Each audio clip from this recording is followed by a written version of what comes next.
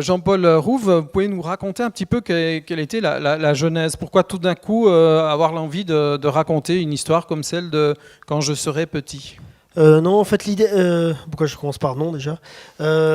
Esprit de contradiction. Ouais, c'est ça.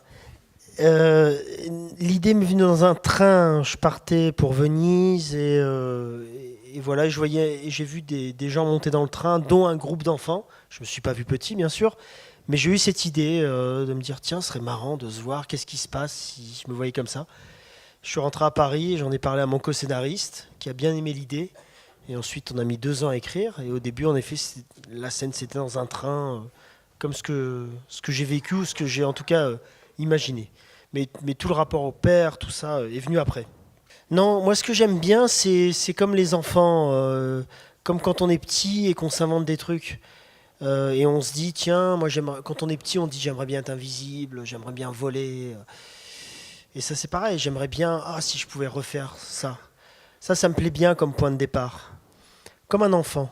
Mais après, je voulais que le traitement soit concret et que ce soit de la vraie vie, que ce soit pas fantastique. Parce que ça m'intéressait pas. Si c'est fantastique, tout est possible. Et si tout est possible, rien n'est intéressant. Mais en fait, cette histoire, j'ai mélangé plein d'histoires. Parce que cette histoire est arrivée à un de mes amis qui a perdu sa mère quand il avait 10 ans. Et un jour, il m'a raconté ça. Il m'a raconté qu'elle a perdu sa mère. Et que sa mère était à l'hôpital, elle était malade, et son père lui disait, tu sais, ta maman elle est malade, mais bon, voilà, il allait la voir à l'hôpital. Puis un jour, il veut aller voir sa mère, on lui dit, non, tu peux pas, ah bon, d'accord. Et en fait, 3 mois après, son père lui dit, ben, en fait, que sa mère était morte, qu'elle avait été enterrée, et qu'on lui avait pas dit. Mhm. Et donc ça m'a intéressé, et cet ami est tout à fait construit, hein. C'est pas quelqu'un qui est mal dans sa peau, il est marié, des enfants, enfin professionnellement ça va, mais il me dit quand même, ma vie, à un moment, il y a un côté de ma vie qui s'est arrêté quand j'avais 10 ans.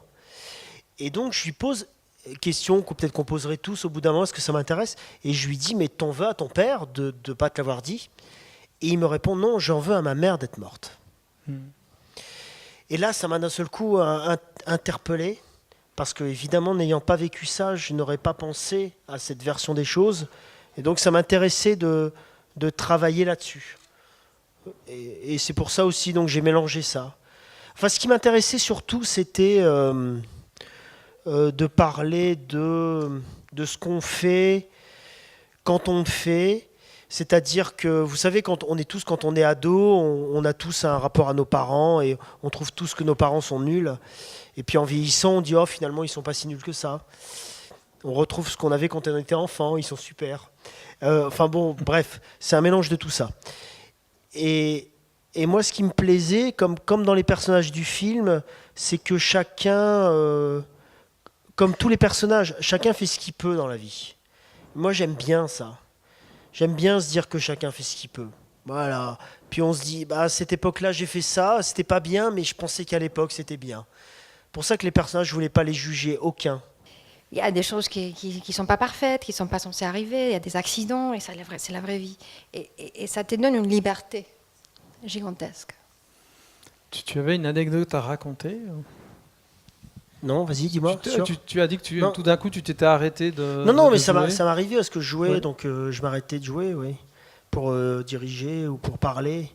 Mais c'est vrai, ce qu'elle dit, moi, c'est une obsession chez moi. C'est une obsession quand dans les films. La vraie vie. Mais c'est le plus dur de tout à faire la vie. C'est terrible, c'est très compliqué. C'est très très très compliqué. C'est pour ça que je répétais pas avec les comédiens et qu'on tournait tout de suite pour essayer de prendre des choses, pour essayer d'avoir des moments qui ne se reproduisent jamais. Essayer de capter ça.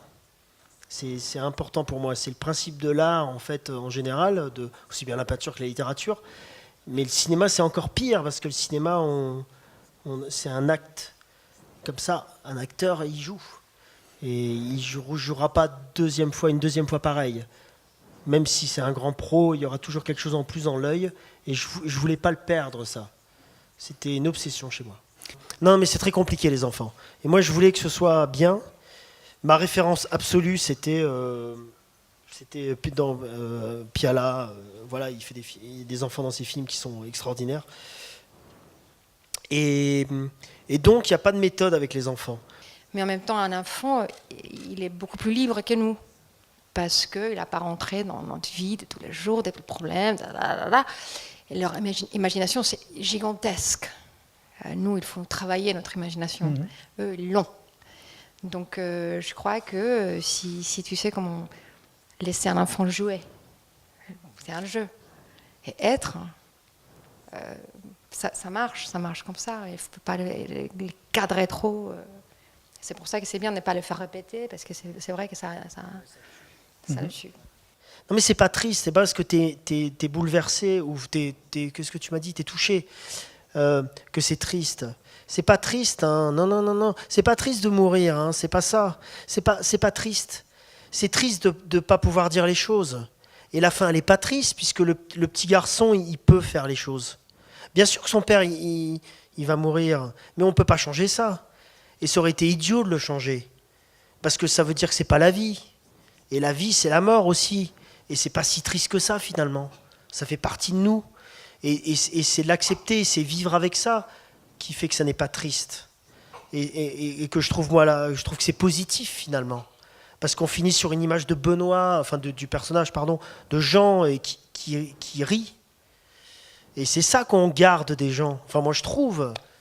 Tous les gens qui meurent, et on est triste quand ils meurent, bien sûr.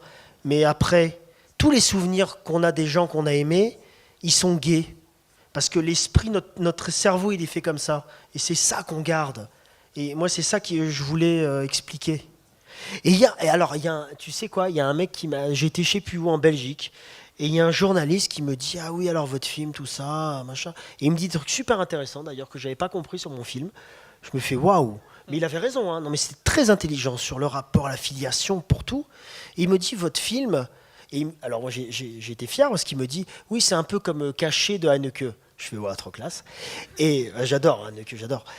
Et il me dit, en fait, votre film, tout est dans le plan final, fin de générique, tout s'explique, tout vous expliquez tout là. Et il a raison, en fait. Mais je l'ai pas fait exprès. Mais maintenant, je dis oui. Maintenant, je fais oui, j'ai voulu faire ça. C'est vrai. Bravo.